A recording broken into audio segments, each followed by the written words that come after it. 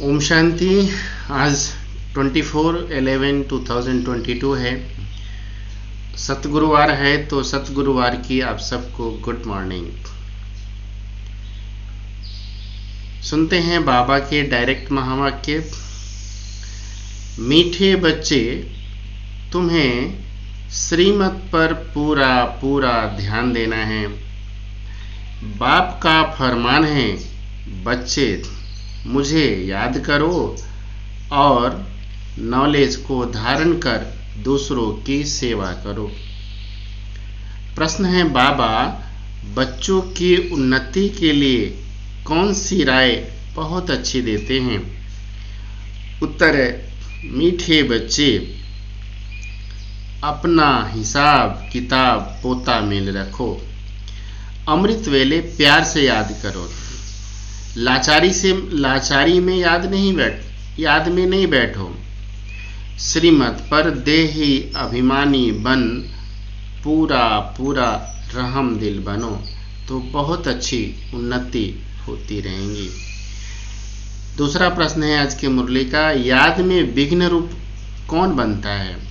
उत्तर है, पास्ट में जो विकर्म किए हुए हैं वही याद में बैठने समय विघ्न रूप बनते हैं। तुम बच्चे याद में बाप का आवाहन करते हो, माया भुलाने की कोशिश करती है। तुम याद का चार्ट रखो, मेहनत करो तो माला में पिरो जाएंगे। गीत है आज का, तू प्यार का सागर है, तेरे एक बूंद के प्यासे हम। ओम शांति। यहाँ जब बैठते हो तो बाबा की याद में बैठना है। माया बहुतों को याद करने नहीं देती, क्योंकि देह अभिमान है ना। कोई को मित्र संबंधी, कोई को खान पान आदि क्या क्या याद आता रहता है।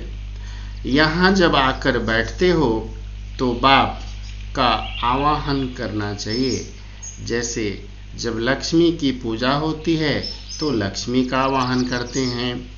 लक्ष्मी कोई आती नहीं है, यहाँ भी है।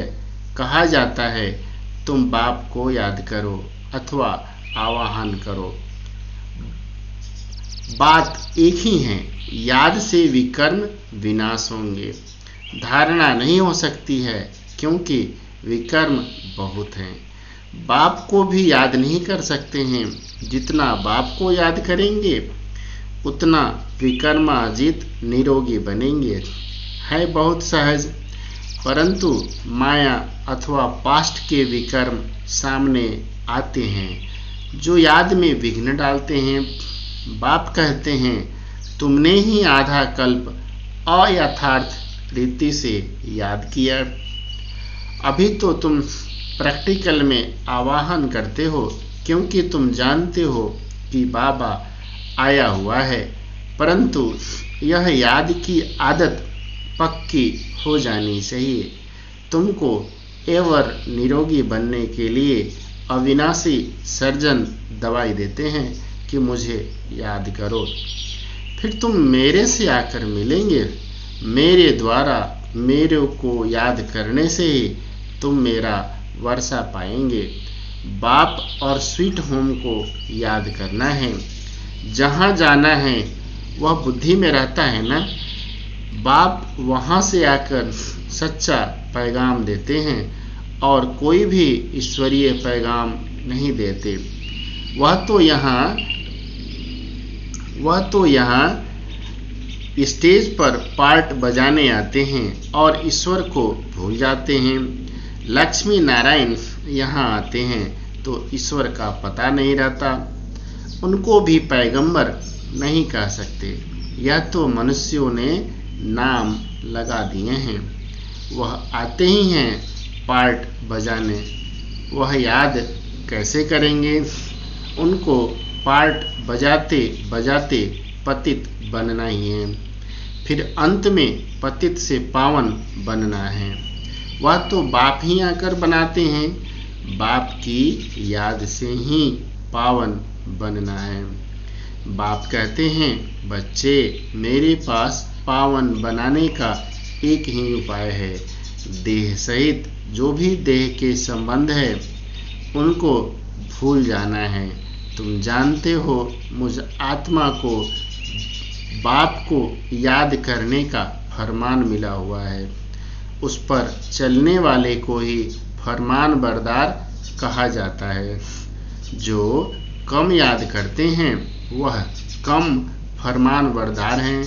फरमान बरदार पद भी ऊंचा पाते हैं। बाबा का एक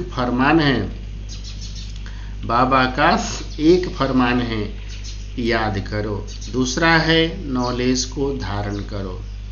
याद नहीं करेंगे तो सजाएं बहुत खानी पड़ेंगी। स्वदर्शन चक्र फिराते रहेंगे तो धन बहुत मिलेगा।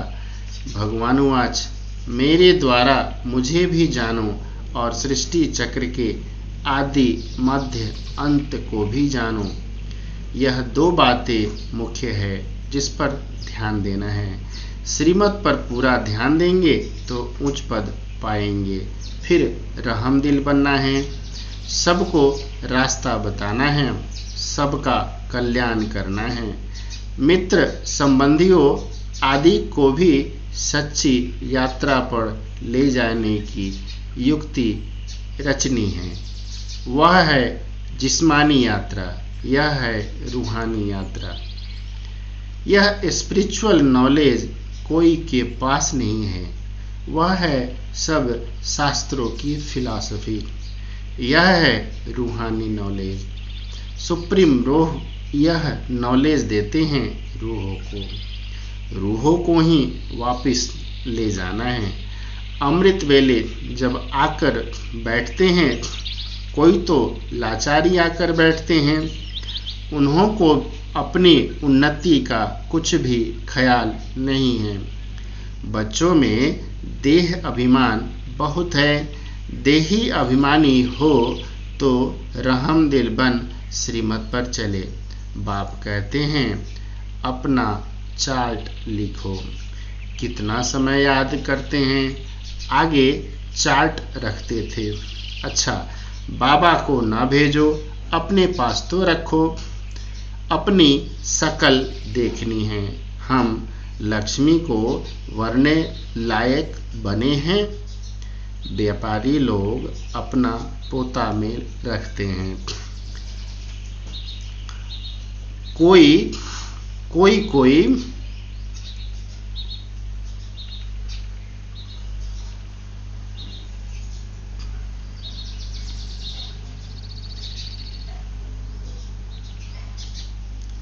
सारे दिन की दिनचर्या रखते हैं। हॉबी होती है लिखने की। यह बाबा बहुत अच्छी राय देते हैं कि अपना हिसाब किताब रखो। कितना समय याद किया, कितना समय किसको समझाया, ऐसा चार्ट रखे तो बहुत उन्नति हो जाए। बाबा, मम्मा को तो नहीं लिखना है। माला के दाने तो जो बनते हैं उन्हों को बहुत पुरुषार्थ करना है। बाबा ने कहा, ब्राह्मणों की माला अभी नहीं बन सकती, अंत में बनेंगी जब रुद्र की माला बनेंगी। ब्राह्मणों की माला तो बदलती रहती है। आज 3-4 नंबर में हैं, कल लास्ट 16,108 में चले जाते हैं। कोई गिरते हैं तो बिल्कुल दुर्गति को पा लेते हैं। माला से तो गए, प्रजा में भी चंडाल जाकर बनते हैं। अगर माला में पिरोना है तो मेहनत करो। बाबा सबके लिए बहुत अच्छी राय देते हैं। भल गूंगा हो, कोई को भी इशारे से बाबा की याद दिला सकते हैं। अंधे लूले कैसे भी हों, तंदुरुस्त से भी ज़्यादा ऊंच पद पा सकते हैं। सेकंड में जीवन मुक्ति गाई हुई है। बाबा का बना और वर्षा मिल गया, उनमें नंबरवार पद हैं। बच्चा पैदा हुआ, वर्षे के हकदार बन गया। यहाँ तुम हो मेल्स बच्चे, बाप से वर्षे का हक लेना है। सारा मदार पुरुषार्थ पर है। फिर कहते हैं कल्प पहले भी हार खाई होंगी। बॉक्सिंग है ना। पांडवों की थी माया रावण के साथ लड़ाई। कोई तो पुरुषार्थ कर विश्व के मालिक डबल सिरताज बनते हैं, कोई फिर प्रजा में भी नौकर चाकर बनते हैं। सभी यहाँ पढ़ रहे हैं। राजधानी स्थापन हो रही है। अटेंशन आगे वाले दोनों तरफ जाएगा। 8 दाने कैसे चल रहे हैं पुरुषार्थ से मालूम पड़ जाता है। ऐसे नहीं अंतर्यामी हैं, सबके दिल को जानते हैं। नहीं, जानी जाननहार अर्थात नॉलेजफुल हैं। सृष्टि के आदि मध्य अंत को जानते हैं। बाकी एक एक के दिल को थोड़े ही ना रीड करेंगे। मुझे थॉट रीडर समझा है। वास्तव में मैं जानी जाननहार अर्थात नॉलेजफुल हूँ। सृष्टि के आदि मध्य अंत की मेरे पास नॉलेज है।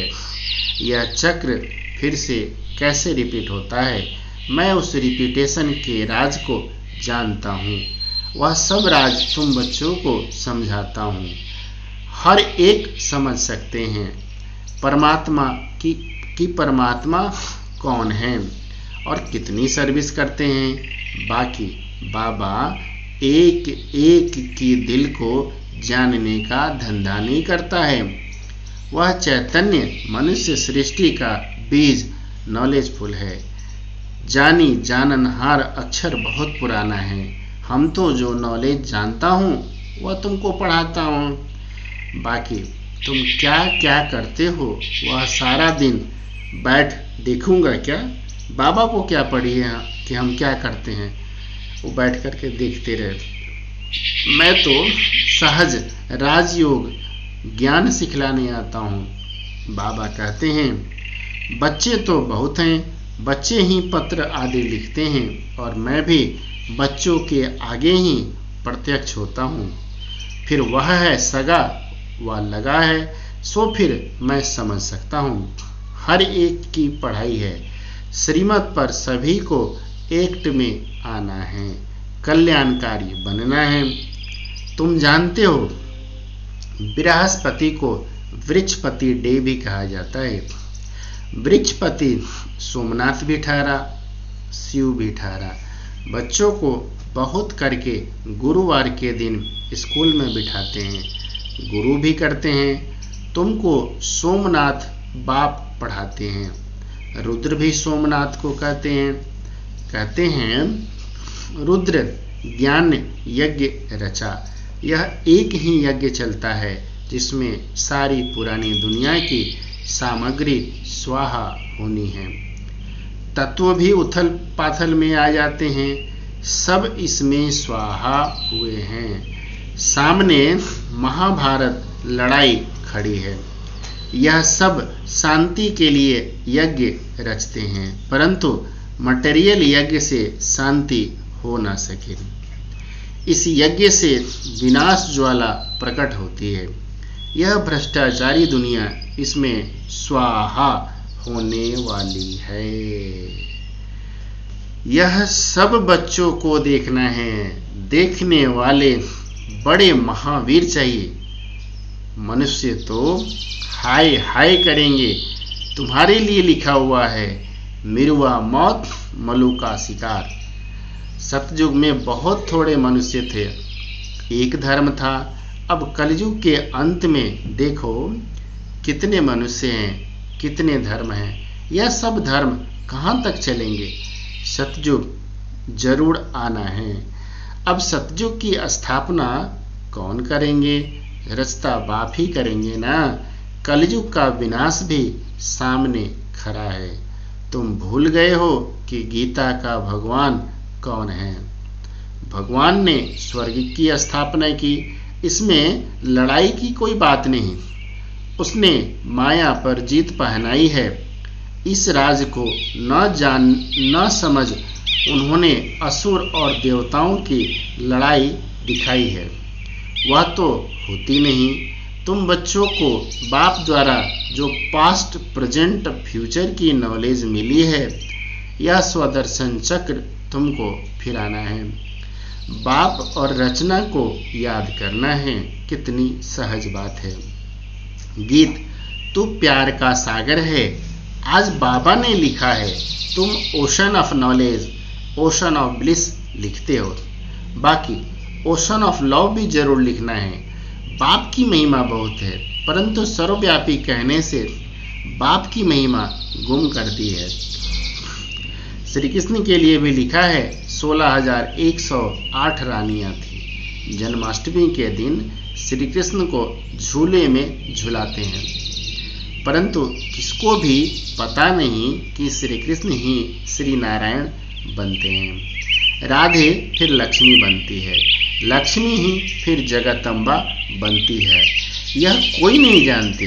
अब बाप कहते हैं, मेरे को जानने से तुम सब कुछ जान जाएंगे, परंतु जो देही अभिमानी नहीं बनते उनको धारणा भी नहीं होती।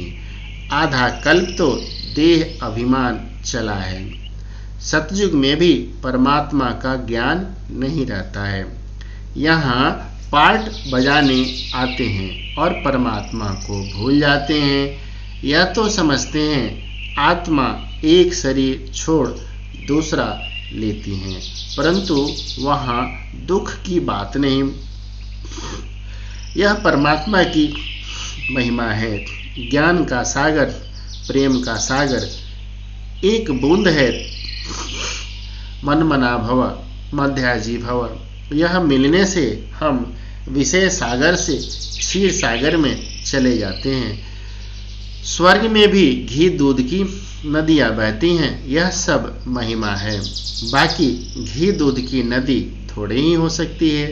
यह भी तुम जानते हो स्वर्ग किसको कहा जाता है। भल अजमेर में मॉडल है, परंतु जानते कुछ भी नहीं है। तुम कोई को समझाओ तो झट समझ जाएंगे। बाकी यह रास विलास तो खेल कूद है। जैसे बाबा के पास आदि मध्य अंत का ज्ञान है, तो तुम बच्चों की बुद्धि में फिरना चाहिए। बाप की महिमा एक्यूरेट सुनानी है, उनकी महिमा अपरंपार है। सब एक जैसे नहीं हो सकते, हर एक को अपना अपना पार्ट मिला हुआ है।